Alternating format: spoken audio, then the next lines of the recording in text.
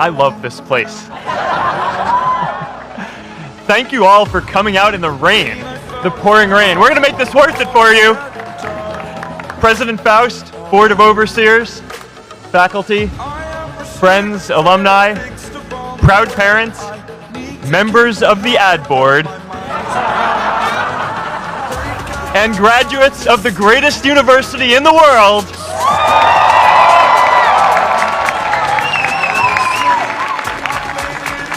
I'm honored to be here with you today because, let's face it, you accomplished something I never could.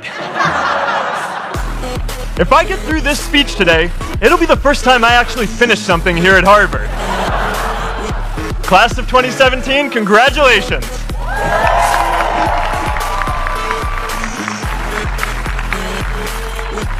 Now, I'm an unlikely speaker today, not just because I dropped out, but because we're technically in the same generation. We walked this yard less than a decade apart. We studied the same ideas and slept through the same Ec 10 lectures. We may have taken different roads to get here, especially if you came all the way from the quad. But today, I want to share what I've learned about our generation and the world we're all building together. But first, these last couple of days have brought back a lot of good memories. How many of you remember exactly where you were and what you were doing when you got that email telling you got into Harvard?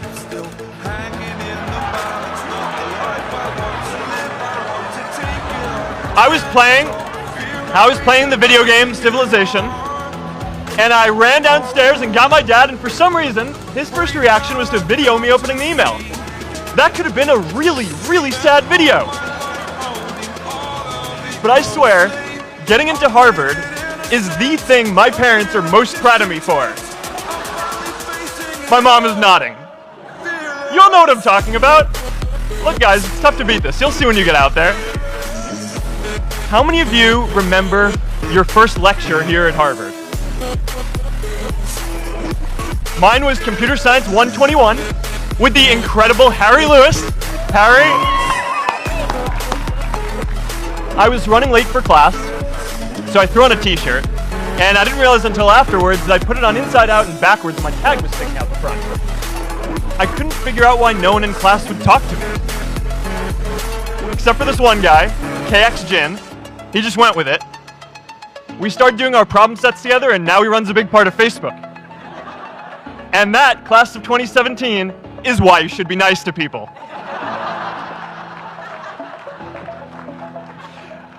But my best memory from Harvard is meeting Priscilla.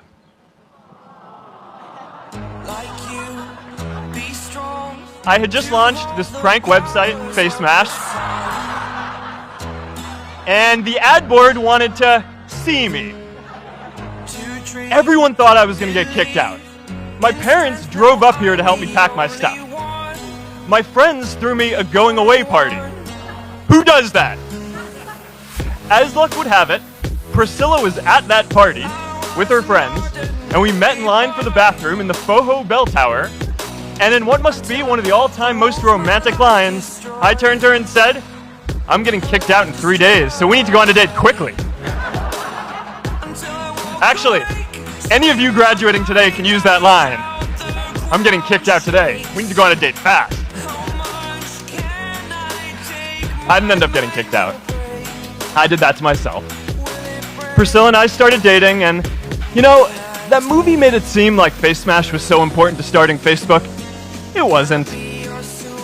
But without FaceMash, I never would have met Priscilla. And Priscilla's the most important person in my life. So you could still say it was the most important thing I built in my time here.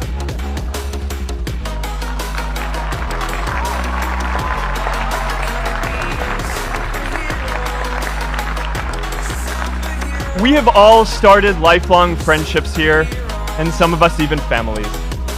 That's why I'm so grateful to this place. Thanks, Harvard.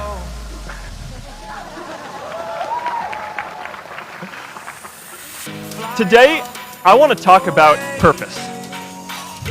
But I'm not here to give you the standard commencement about finding your purpose. We're millennials. We try to do that instinctively.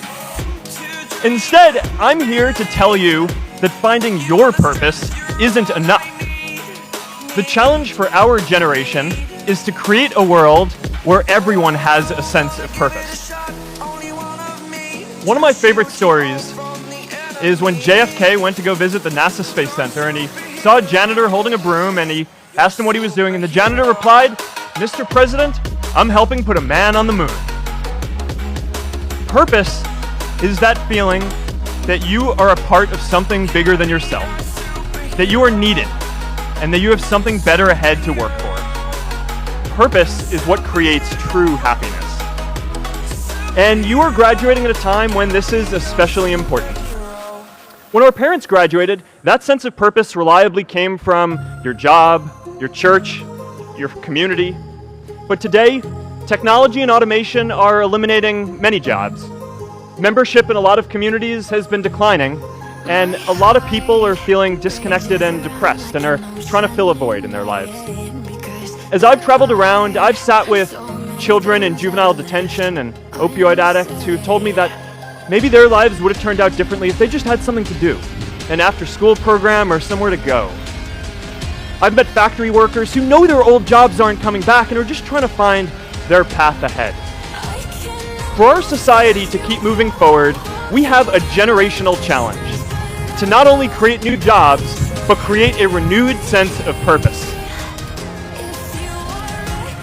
I remember that night I launched Facebook from that little dorm in Kirkland House. I went to Noakes with my friend KX, and I remember telling him clearly that I was excited to help connect the Harvard community, but one day someone would connect the whole world. The thing is, it never even occurred to me that that someone might be us. We were just college kids. We didn't know anything about that. There were all these great big technology companies with all these resources, and I just assumed one of them would do it. But this idea was so clear to us that all people want to connect. So we just kept working on it, day after day after day. And I know that a lot of you are going to have your own stories just like this. A change in the world that seems so clear that you are sure someone else is going to do it. But they're not. You will. But it's not enough to have that purpose yourself. You also have to create a sense of purpose for others. And I found that out the hard way. You see, my hope was never to build a company. I wanted to have an impact. And as all these people started joining us, I just assumed that that's what they wanted to do too. So I never took the time to explain what it was that I hoped we'd build.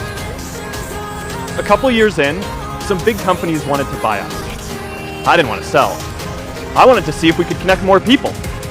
And we were building the first version of Newsfeed at the time, and I thought, if we could just launch this, it could change how we all learn about the world. Nearly everyone else wanted to sell. Without a sense of higher purpose, this was their startup dream come true, and it tore our company apart. After one particularly tense argument, one of my close advisors told me if I didn't agree to sell the company right now, I would regret that decision for the rest of my life. Relationships were so frayed that within a year or so, every single person on our management team was gone.